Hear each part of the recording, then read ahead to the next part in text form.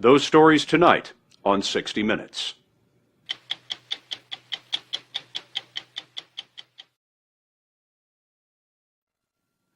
Most people don't know it, but the majority of the stock trades in the United States are no longer being made by human beings. They're being made by robot computers capable of buying and selling thousands of different securities in the time it takes you to blink an eye. These supercomputers, which actually decide which stocks to buy and sell, are operating on highly secret instructions programmed into them by math wizards who may or may not know anything about the value of the companies that are being traded.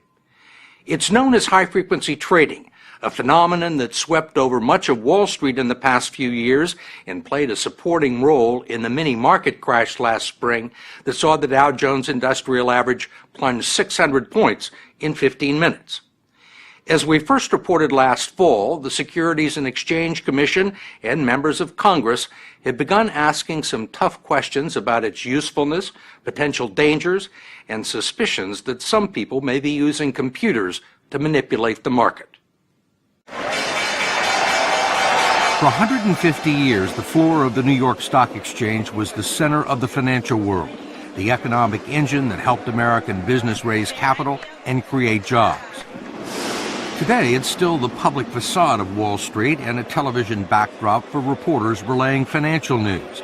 But less than 30% of the trading is conducted here now, and the specialists and the noise of the floor is being replaced by the speed and quiet efficiency of computers, and the action is moved elsewhere. There are now more than 80 alternative trading systems around the country, plus 2 brand new electronic stock exchanges, which most of you have probably never heard of. Bats and Direct Edge. They're owned by the big banks and by high-frequency trading firms, and neither of them would give us an interview or let us inside to film their operations. But they trade more than 1 billion shares a day at blinding speed, and most of those bets are being made by machines. The players range from firms like Goldman Sachs, Barclays, Credit Suisse, and Morgan Stanley to hedge funds and smaller operations like TradeWorks, which is the only high-frequency trading firm that would talk to us or let us in. It's run by Manoj Narang and a small group of mathematicians and scientists called quants, which is short for quantitative analysts, and their high-speed computers trade 40 million shares every day. Are humans ever involved in the trading? Humans are not involved in the trading because humans are way too slow to trade on the kinds of opportunities that we're trying to capture. We're trying to capture opportunities that exist for only fractions of a second. The stock over here was down 1.8% for the past week. The TradeWorks computers don't care where a stock is going to be trading next year, next month, next week, or even tomorrow, because they're going to be in and out of it today in a matter of minutes.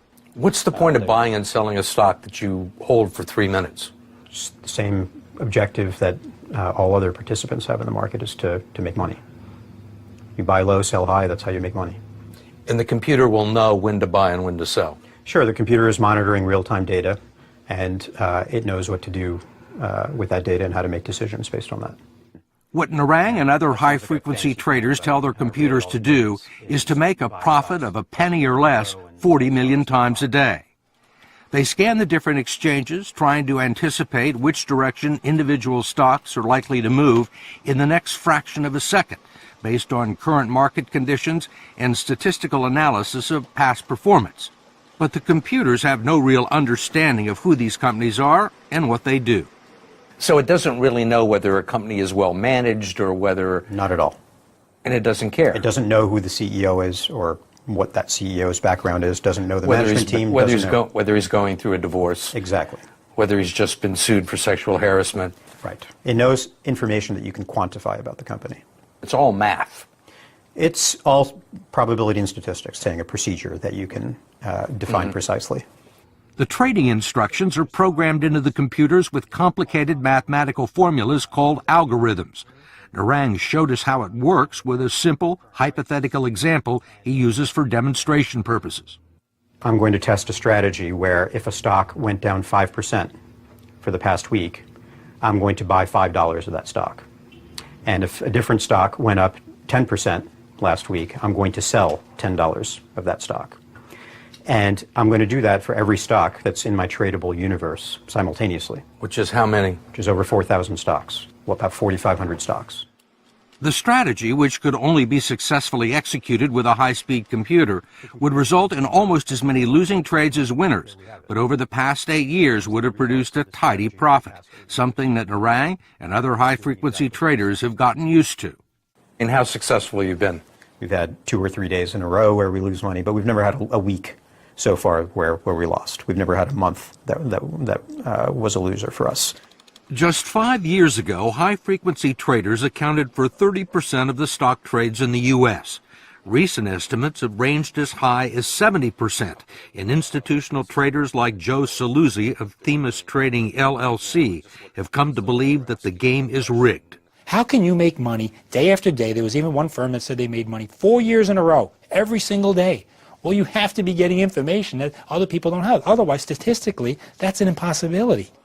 Actually, high-frequency traders are getting the same market information that Joe Saluzzi gets.